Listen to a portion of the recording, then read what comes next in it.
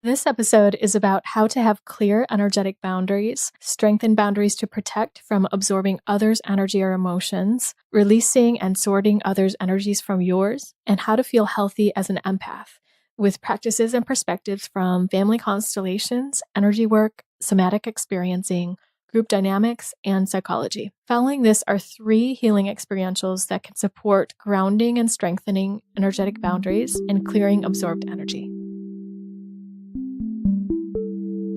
Hello and welcome.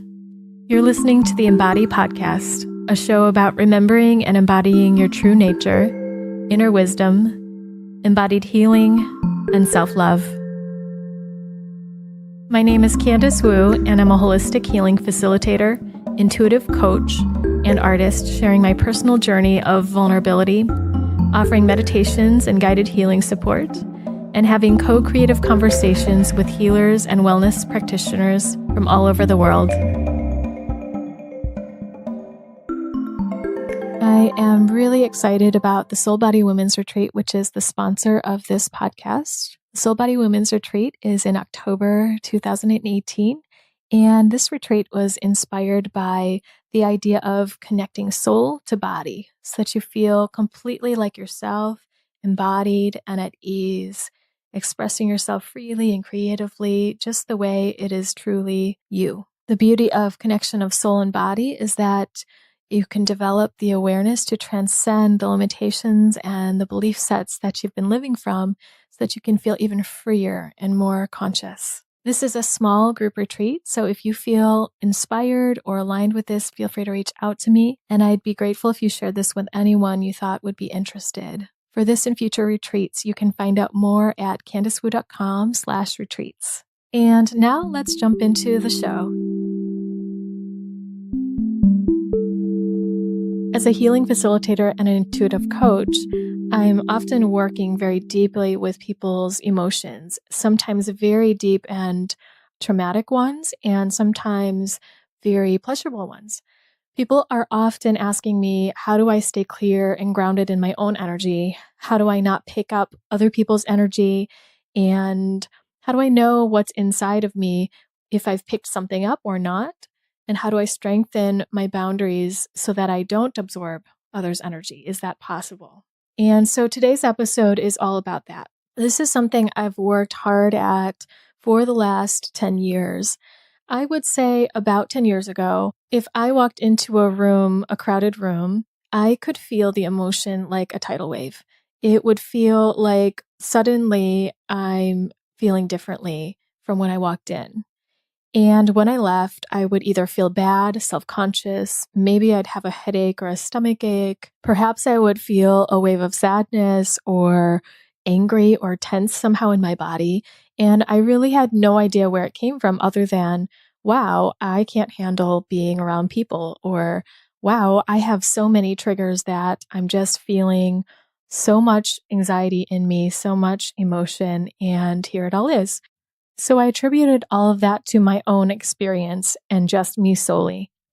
Of course, some of it was mine. Some of it was my personal triggers and the things that I would feel anxious about.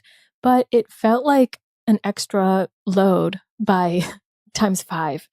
So some of it wasn't mine. It was almost as if I was like a magnet to other people's negative emotions. Sometimes that was very cool. Like I would be very aware of how someone was feeling, especially if I cared about them and could really relate to them. And other times I was just left feeling horrible. It wasn't until I learned about being an empath, as well as the concept of projective identification in psychology and family constellations and somatic experiencing work, that I realized that I was picking up other people's energy. And that while I could cope with that and find ways to navigate that differently, I could also strengthen my boundaries so that I did not have to take in all that energy. Learning about this truly released me because I found ways to strengthen and fine-tune my own energetic system, my own body, and my awareness so that I could have stronger boundaries when I needed them, that I could navigate and release any energy that I did pick up effectively, that I didn't just carry it around forever, and how to use the experiences that left me with something that was mine to learn and grow from, grow stronger in my nervous system. At this point in my life, I feel a lot clearer. I feel more grounded, stronger in my boundaries, and I have more of a conscious choice of whether I want to tune into energy around me and emotion around me, as well as I can more effectively navigate what's mine and what's not and clear it if I need to, if I have picked something up that I'm not aware of. And I feel less blindsided by energy in general that just somehow has stayed with me from who knows when in the day. So you might wonder if this topic pertains to you at all. Have you ever felt icky or a different emotion after being around someone? Yes, it could be something you're triggered by, but it also could be some energy that you picked up or are holding for someone else. Perhaps being around groups, you may feel overwhelmed or almost taken over by a certain emotion. If when you're around others, especially if you are some sort of healing practitioner, therapist, person that works with others in a health or healing capacity, perhaps you feel fatigued or exhausted. You might begin to feel irritation or edgy or angry. This is the body's natural instinct to push back or reject, push out whatever doesn't really belong in your energy field. Perhaps something's not digesting well in your body, or you're feeling disrupted sleep or other physical symptoms, headaches. If you're someone that doesn't feel like you have enough alone time and you're feeling overstimulated by sounds, light, smells, touches, and textures. Or if you're feeling certain emotions, sensations in your body, thoughts that seem to be extra loaded or intense after being around groups or certain people, that may be a sense in you to look at, are you picking up other people's emotions? While many of those aspects can be your own body's experience or something that you're reacting to, it can also be added onto by other people's energies. And we'll look at how to sort that out in this episode. So today's episode is fivefold. First, we'll look at what may be related to the experience of being unbalanced or loaded with other people's energy. Here, we'll talk briefly about being highly sensitive and an empath. Secondly, we'll talk about understanding how to ground and direct your energy to be in yourself so that your boundaries are stronger. Third, we'll explore knowing what's yours and what's not in terms of energy, sensation, or dynamics. Fourth, how to strengthen your own boundary and heal up any ruptures to your boundary, whether that's an energetic or physical rupture or something that's even deeper, which leads us to number 5 is looking at the unconscious and conscious beliefs, the past conditioning and internalized projections that connect with why you even take on other people's emotions to begin with, if it is out of balance. So let's begin with the first one. What may be related to the experience of taking in others' emotions, and what is an empath or highly sensitive person? When you're picking up on other people's energies or emotions or thoughts, what they're experiencing, it's beyond just having empathy for someone. Dr. Judith Orloff, who's an expert with this, says that having empathy means our heart goes out to another person in joy or pain. But for empaths, it goes much farther. We actually feel others' emotions, energy, and physical symptoms in our own bodies without the usual defenses that most people have. So whether or not you would consider yourself an empath, if you are someone that feels very affected by other people's energy or their moods, or you feel very intuitive and can perceive others very well, then you might be experiencing picking up other people's energy or absorbing it. Not only emotions and energies, moods, and body sensations, people who are very empathic can also feel into others' wishes, their thoughts, impulses, motivations, and desires. Like other people with empathic abilities, I was told very early and very young that I was too sensitive. And so this is something that I experience most healers who are empaths or therapists that are very tuned in to have a struggle with because they've had to overcome the criticism of their gifts. Being empathic in this way is actually a beautiful gift.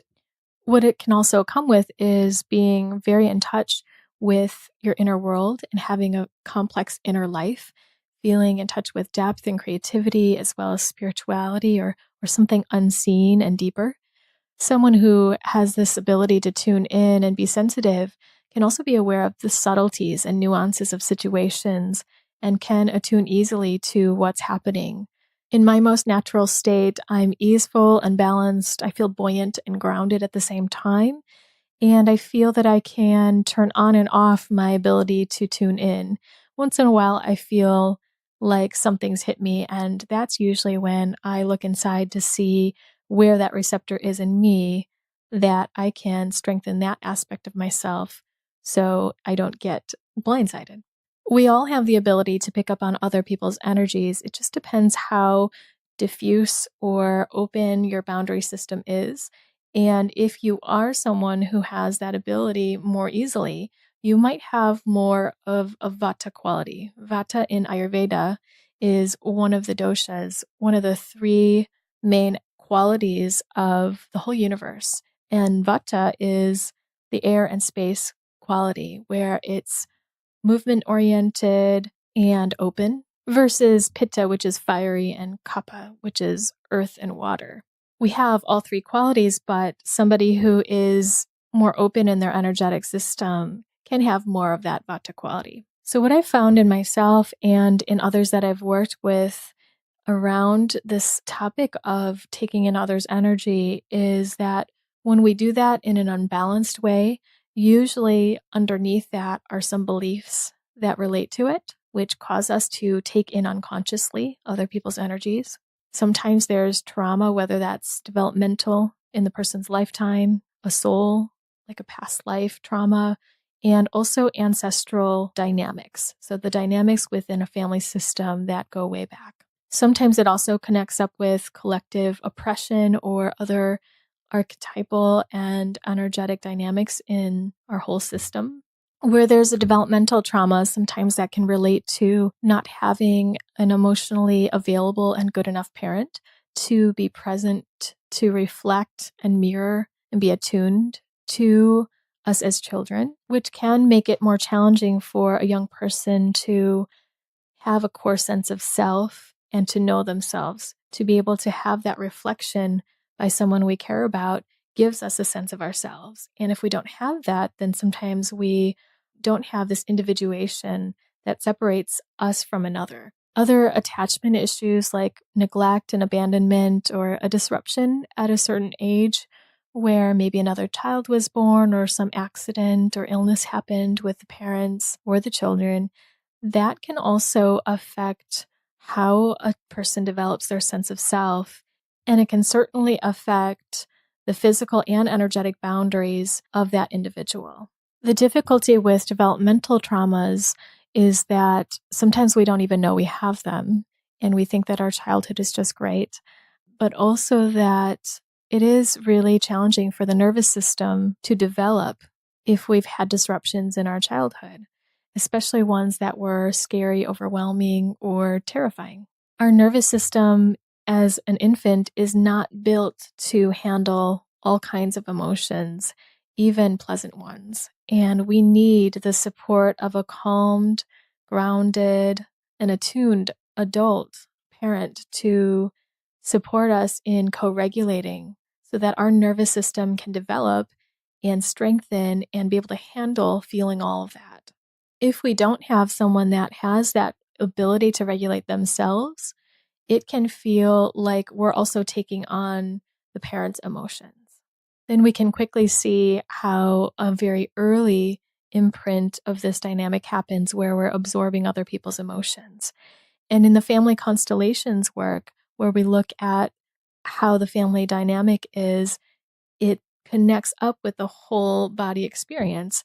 And a young person who feels like their mother or their father isn't able to handle their sadness, perhaps, or their anxiety, will come in and fill in that role. If there's a sense of a disconnection between the grandparents and the parents in our family system, we may take that responsibility upon ourselves to become like a parent to our own parents. So we become parentified. And in that way, we take on a responsibility that's far too great for us. we take on being the parent for our parents, which is not our position at all, and it causes us to take in energies and emotions and hold them for others, thinking that they can't handle it. In this way, we act like we are bigger than our parents. We act like we can handle more and that we're stronger. And then we apply that to the world and begin to absorb other people's emotions, just like we did to our own parents, if this is the case for your life. In other cases, one may have a parent who is somewhat narcissistic, where they're acting as if the child is an extension of them and must act accordingly. It's quite manipulative in terms of what a parent might almost push their children into feeling. And so those boundaries between child and parent have been blurred and messy. And all of this connects to the idea of projective identification. This is the concept where when one person in relationship with another projects an emotion that they don't want to feel. Perhaps it's undesirable or intolerable, or their nervous system is overwhelmed so much that they can't feel it. So maybe it's anger. And instead of feeling their own anger, they push it out of their energy system and hope that the other person begins to feel it so that it's taken care of. And the other person says, okay, I'll take that unconsciously, because their system has learned to take that in. And they identify with that so that they almost claim that anger as their own. This happens all the time in our intimate relationships, in our acquaintance relationships, as well as a whole in society, where certain groups of people don't want to feel something and project it onto others. So if somewhere in your life you've had this conditioning, whether that's in your childhood, which can be a very intense kind of conditioning in society, in your culture, or in a past life, then this can be ingrained in you to take on other people's emotions. I think of it like this. If one person has all these different rocks of different emotions, and they're able to feel these 5 rocks and not these 5, and they don't like feeling any of those emotions. So they toss them out and push them down in suppression or repression because it may be too intolerable for them to feel, or they just don't want to feel that way. Whatever's undesirable, this is like the shadow, right? We don't want to feel these things. So we push them out, and someone else not only senses that, but takes those rocks in and puts them into their pot of emotions. Now, the key piece is that even if those rocks are pushed out into the open space, the other person doesn't have to take them in. Why does one take them in and put them in as their own set of rocks? And in my experience, personally and with others, it's that there's some sort of ingrained pattern and conditioning that this was a survival at some point to do so, or in some way it was helpful at some time, and now it's just become habit. Now it might even be dysfunctional and painful. So I find that I'm most balanced when I'm aware of what I'm taking in.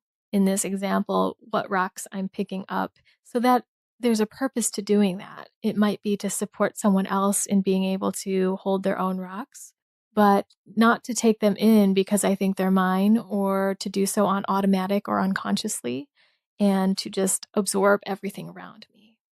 If you've had accidents like car accidents or falls, natural disasters, or other physical traumas, then the physical body as well as the energetic boundary of the body can be broken in certain areas where energies and sensations can just swoop in.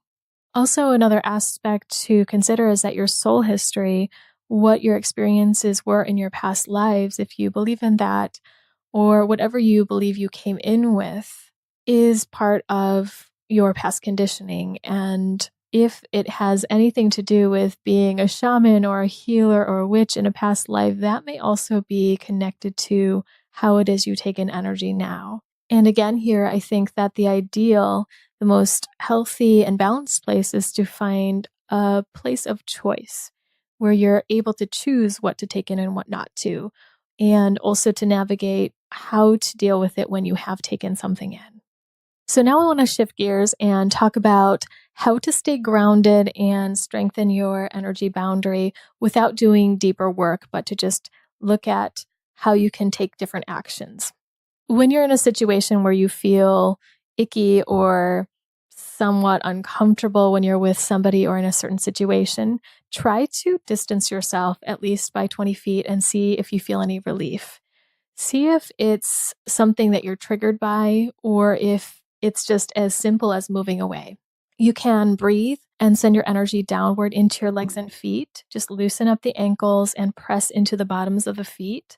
And imagine feeling like you are 500 pounds heavy, that you're just rooted into the ground. And this sending of energy downward and strengthening of the muscles, activating of the muscles, helps the body know its own boundary, physically and energetically. A third thing you can try is to see your energy boundary. Imagine what color or thickness or material this sort of energy boundary would be if you could just make it up. And imagine that sort of force field around you. The interesting thing about some of these practices is that some of them will work for you at different times and some won't work at all. Because with this exercise of seeing your energy boundary, I tried that very early on and it was like, this doesn't do anything. And that's because I had a lot of developmental, ancestral, and soul trauma that was deeply rooted. And so changing the energy dynamic of all that was necessary before I could even have an energetic boundary around me that was working. So notice for yourself which ones might work and not. So this third one of seeing your energy boundary, I would recommend practicing this on your own before you're around people or in a crowd. I would suggest doing this both physically as well as in your imagination so that it strengthens with your whole body. So as you picture some sort of energetic boundary or bubble that surrounds you, imagine being safe inside of it and that you could even touch all the parts of your energetic boundary and notice what color, texture, shapes, or material it would have to be in order to be strong enough for you to feel safe inside. And you can also picture what happens if energy comes at you or some emotion comes at you and touches the boundary. Does it bounce off? Does it sizzle into flames? And as you feel into the energy boundary and picture it all the way around you, like a egg shape up and down, side to side, front to back, use your arms to just check how far out you'd want it to be or how close, and if there are any ruptures in that. Another thing you can practice is to be like an animal. Porcupines have a really nice boundary of these quills that just can spike up if they're upset and they don't want someone to get near. So that's something you can picture for yourself and imagine your own energetic spikes coming up. That is, if you need a boundary that strong, if there's someone you don't want to talk to or don't want to come near you, or if you're feeling like there's a lot of energy in the room and you don't want to take it on. But even just sensing into a lion at its rest state, it's prepared to snarl or show its claws if it needs to. So just having that bit of readiness can support you in feeling a little more grounded in your body and prepared to protect yourself. Something you can always practice is a body scan. It's just feeling head to toe, all the parts of your body. And as a daily practice, you can even touch your body head to toe, every part of it, and just feel into whatever kind of touch feels good and helps you feel the edges of your body. What happens when we have trauma or when we have very loose energy boundaries is that our nervous system almost forgets that it has a physical body, a physical container to support us, and to also act as that edge of inside outside and what we take in and what we don't. So touching the body from head to toe reminds us of that and gives us a sense of our personal edges. Another thing you can do is to practice setting healthy boundaries and say no when you mean no. And no is a complete sentence. There's no need for an explanation. Sometimes you might need to interrupt someone to take a break, or if someone asks too much of you or takes and asserts it, then you can back up and say no, or let them know that this is not comfortable with you. Part of having loose boundaries sometimes goes into giving yourself away to others and letting them do what they want, or not having a voice in terms of what you prefer, letting others lead the way, or just saying yes to everything that they ask for. And in some cases too, I've noticed myself, actually, I had parasites because I was in this place of always saying yes to others and giving away my energy and letting others come first. At some point, I developed parasites because I had taken a trip to Sri Lanka and probably, ate the food and water and wasn't really prepared for that. And because my energy system was weakened already by this dynamic of just letting everything vampire off of me, I got sick. So with that, it's really important to practice listening to yourself and not overriding what you sense, what you need, or what you want. I notice that I'm most vulnerable in picking up other people's energy when I don't want to be in the situation, when my instincts tell me it's time to go, or my social meter is out.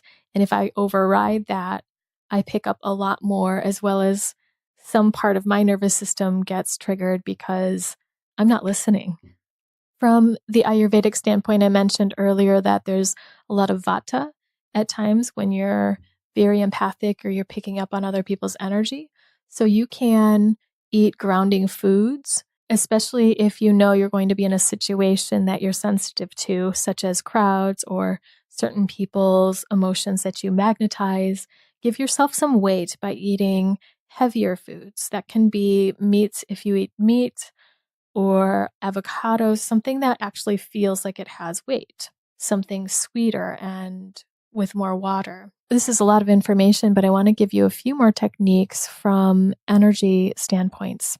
At some point, I will transcribe all this and put it on my website so that it's a little bit easier to follow, but I will share just a couple more here.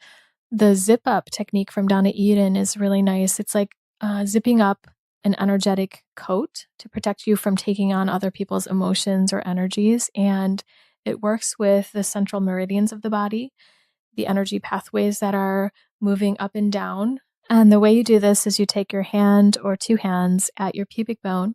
And as you take a deep breath up, slide your hands up the center of your body all the way to your lower lip.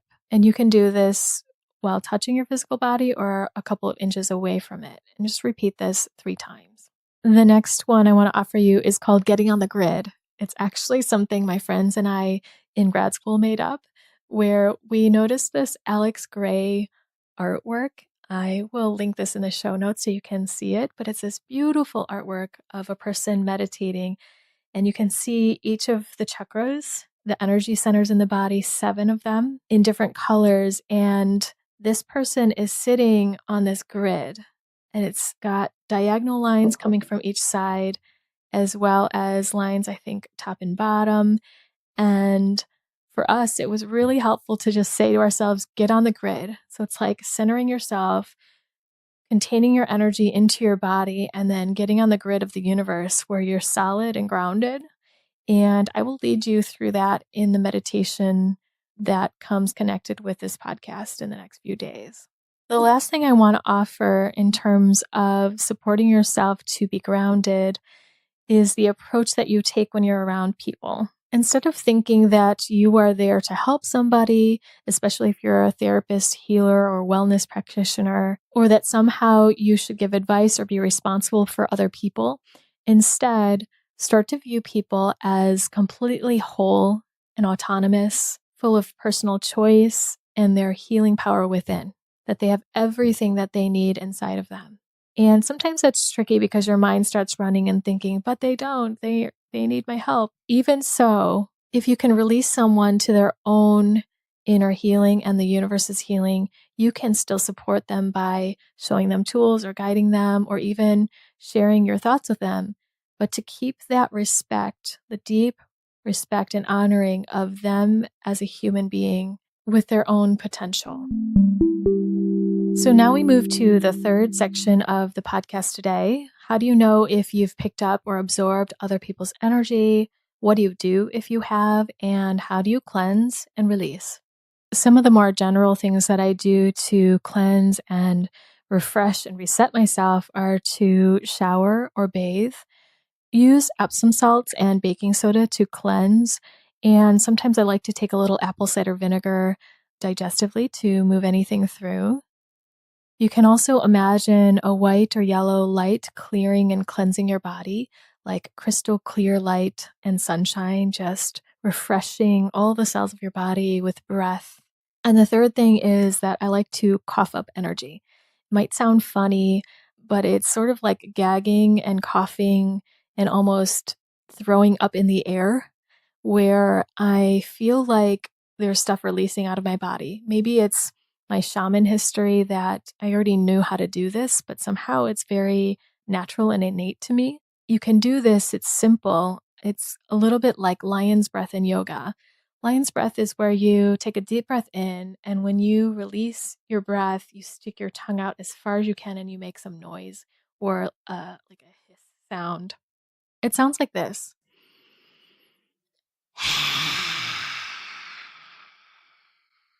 And you just hold your tongue out as far as you can with the breath all the way out.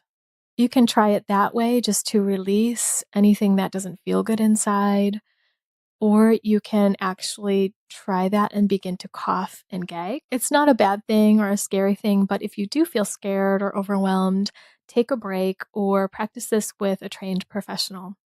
And as you do this, you can also imagine whatever it is that's coming out. And when I do it, I just cough and gag, and sometimes I have a couple of tears come out, but almost immediately I just feel release. Sometimes I'll feel some sadness with it. Sometimes I'll feel some other emotion that doesn't seem like it's mine. But as I cough, it just comes out, and I imagine what's coming out if I can sense a color or an emotion, and just leave it. Any of the grounding activities that I mentioned before, you can also do when you notice you've picked up some energy or when you're not sure and you're just checking in. So, for example, a body scan or touching your body head to toe, breathing, grounding your feet, feeling like they're 500 pounds, any of those. I find the strongest tool in knowing if I've picked up or absorbed others' energy is checking in with myself. And the important thing for me is to do that throughout my interactions with others or whatever interactions I'm having, sensing into how I'm doing, where I'm at, what I'm feeling around me, what I'm feeling through me and inside, but also afterwards. Check in with myself, see how my emotions are, how is my body doing, and if I'm feeling something ungrounded or unbalanced, some other emotion than I was noticing before, something that's a bit unfamiliar, then I will connect with it.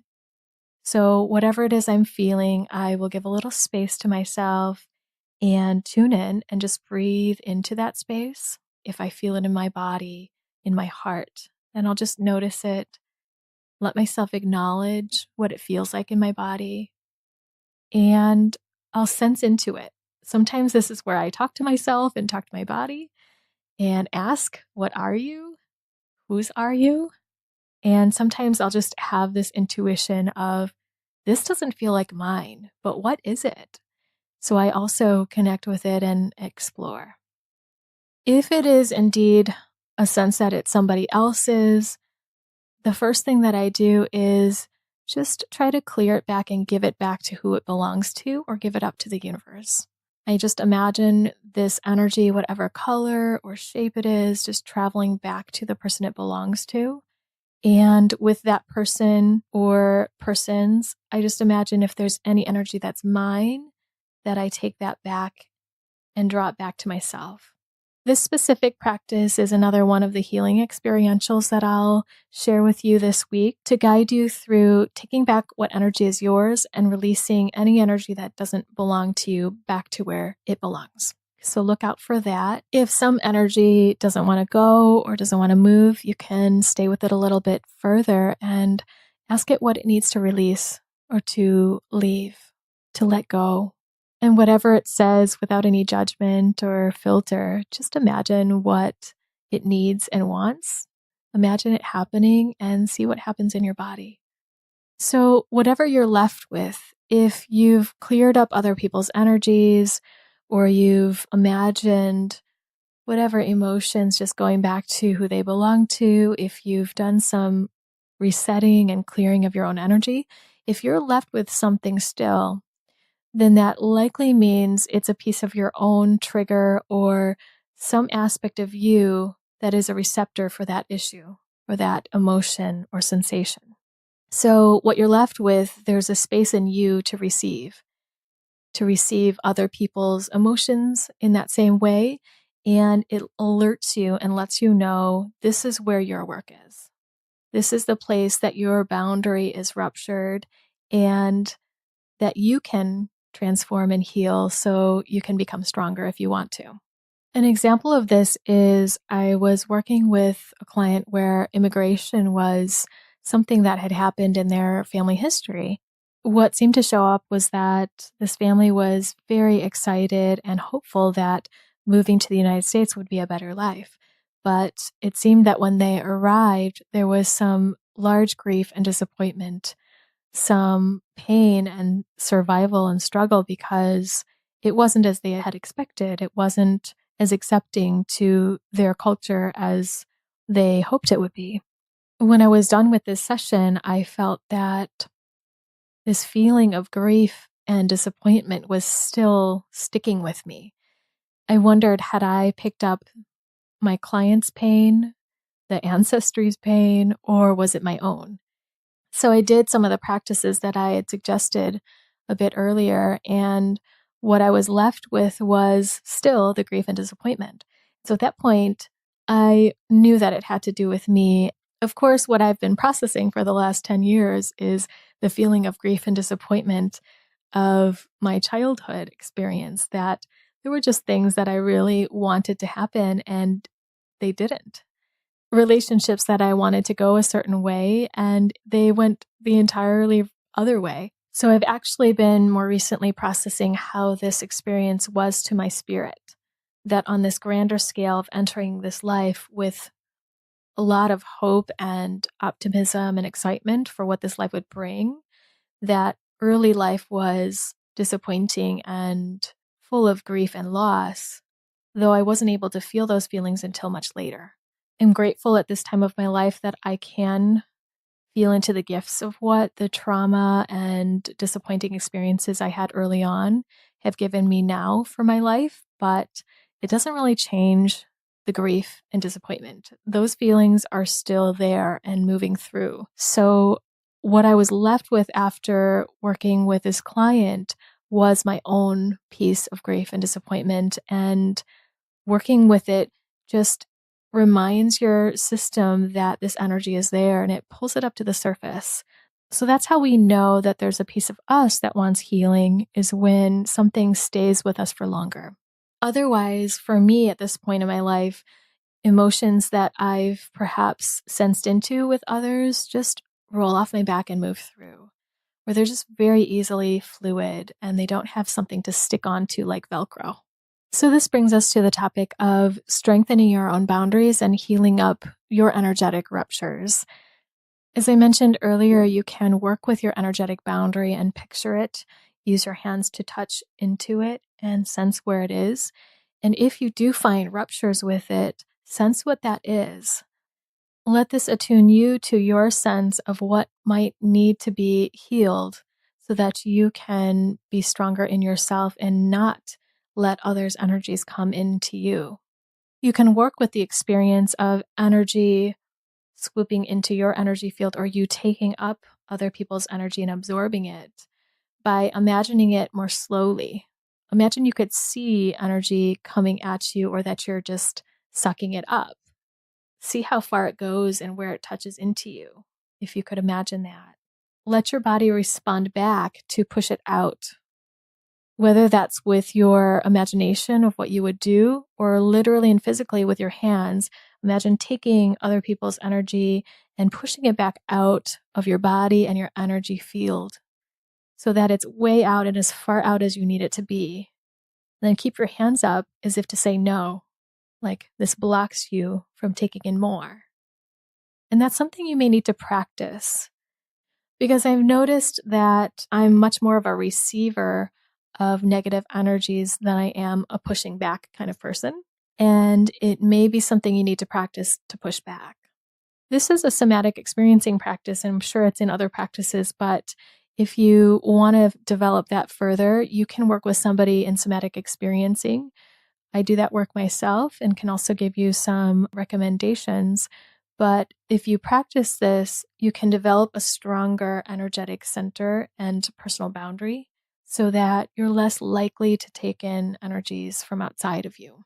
Another thing you can practice is putting your hands out and up, like face up, as if you're receiving.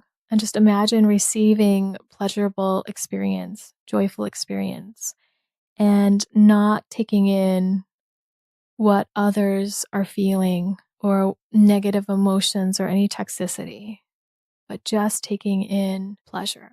So both the experience of putting a boundary up and saying no to what you don't want to take in, and opening the hands to receive what you do want to take in. Letting that boundary be permeable to the different types of experience you want to take in and don't. There are so many practices that you can do to strengthen your boundary, but I'd like to leave you with those today, as well as just a few thoughts about going deeper and excavating the belief sets and past conditioning that are underneath the whole energy dynamic to begin with. What I've found in myself and others that seem to absorb others' emotions and energies is a sense of responsibility for others, that they're responsible for saving them or responsible for making them feel good or pleasing them. Some of the belief sets that I've held in aspects of my younger self and my adult self are that it's my job to absorb all the negativity. It's my job to absorb anger and loss because other people couldn't handle it in my ancestry at that time. It's my job to fix all the problems, and I essentially exist for other people and for other people to feel good. It's my responsibility to maintain others' well-being. It's my responsibility to save the world. And you can see where all of these might lead my unconscious energy to just absorb everything bad and take it in and to digest it myself. A couple of other belief sets that I've noticed in myself and others are what we're feeling worthy of receiving. For example, believing that I'm only worthy of receiving bad, or that I'm undeserving of receiving pleasure and goodness and joy. So taking a look at what unconsciously you feel you're able to receive, or that you're allowed to receive or have, and also looking at what the conditions are of your worth and being lovable. Specifically, I find that when we're growing up, we learn different ways that we need to act or be in order to be lovable or worthy. So did you internalize or come in with a belief that in order to be worthy and lovable, that you need to absorb all the emotions in the room, or that you need to take on more than what's yours? Some people even resonate with the words, in order to be worthy of God, I need to save the world, or in order to be worthy of God, etc. Whether or not you believe in God, sometimes that seems to hit some level of our being when you just say the words out loud. And going back to the way that we might have been parentified or in some position in our family ancestry unconsciously that takes on more than what our share is, that takes on a position that isn't ours. What we're actually saying when we do that is, I am bigger, better, and smarter than others. And in fact, if it was a parentification where you felt like you were a parent to your parent, that's in the position of saying you are much bigger than your parent is. And that is untrue, or that you're superior to your parent. It also suggests that you can handle more than they can, or that they're fragile and you're not. But what I find is actually that's a very deep lack of trust in others and a dependency that others need to be in a certain place or in a certain way for you to be okay. That's actually just more of a younger need, a dependency that our parents need to be okay so that we're okay. So it comes instinctually. And yet, as adults, we don't necessarily need to be that way anymore. We don't necessarily need to be dependent in that way because we have different resources. So what I suggest is to look at all of the underlying beliefs or dynamics of why it is that you absorb other people's emotions and let a lot of gentleness and self-forgiveness come in. You can use the words, I forgive myself for judging myself for believing that whatever that is. For example, I forgive myself for judging myself for believing that in order to be worthy, I need to take in all the negative emotions. And if you practice this, let yourself feel it. The emotions have to move for it to shift your whole energy and physical system. Sometimes just shedding light on what the beliefs are underneath already create a shift and allow for change to happen so that you don't have to live by that paradigm or dynamic anymore. Having these beliefs doesn't mean all of you believes it. And certainly your mind may not believe it at all. Your mind may know completely differently, but there is a feeling sense inside that this is true on some level or in some part of you. So be very kind and compassionate with yourself, because at this time in our human consciousness, we are living with so many distorted belief sets and limiting beliefs and places of suffering. So be gentle and let these come to the surface with kindness so that you can find a different way. So that's all I have for you today. We talked today about having clear energetic boundaries, how to strengthen your boundaries and protect yourself from absorbing other people's energies, and how to sort out what's going on inside of you, and practices to feel healthy and balanced. And so in this next week, I will release 3 different healing practices that can support you in exactly what we talked about. The first one is about clearing energies back to where they belong, becoming whole again, reclaiming your own energy. The second one is about getting on the grid. This is an energetic way to center your energy system and to ground. And the third one is a family constellations healing exercise to release responsibility for what's not yours and to receive only the best. This will support you in seeing others' strength and wholeness through their entire family system or through their spirit, so that you're not responsible for anyone else's emotions, even if they don't want to take responsibility for themselves. I hope you enjoy these, and feel free, as always, to let me know how they are. Give me feedback, ask questions, and if there's any aspect of what we've talked about today that's missing, feel free to let me know. I'd be happy to hear from you. Thank you so much for listening today. And if you found anything touching, interesting, or helpful, I would be so grateful if you thought about donating on Patreon. You can find the information at CandiceWu.com/Patreon. And even just $1 a month can support all the back end of this work, this podcast, and all the creations that I put out there so that I can continue. I'm so grateful for all the people who've already donated, and several of you have chosen to donate at the level where you can receive a personal meditation, and I've just loved doing those. So you might consider it if you're interested in a little bit of personal healing and to exchange. Before you go today, I would invite you to listen to more interviews, meditations, and explorations at CandiceWu.com/podcast. And you can subscribe to my bi-monthly newsletter and become a member of the Embody community at CandiceWu.com/embody, where you can get lots of free resources on embodiment and healing, meditations, and info about some good stuff coming up. On the Embody community Facebook group, I've started to do some more live feeds where I'm sharing some healing tips and ideas that I'm thinking about that you can explore with me and interact with other people in the community. So that's all for today, and see you next time on the Embody podcast.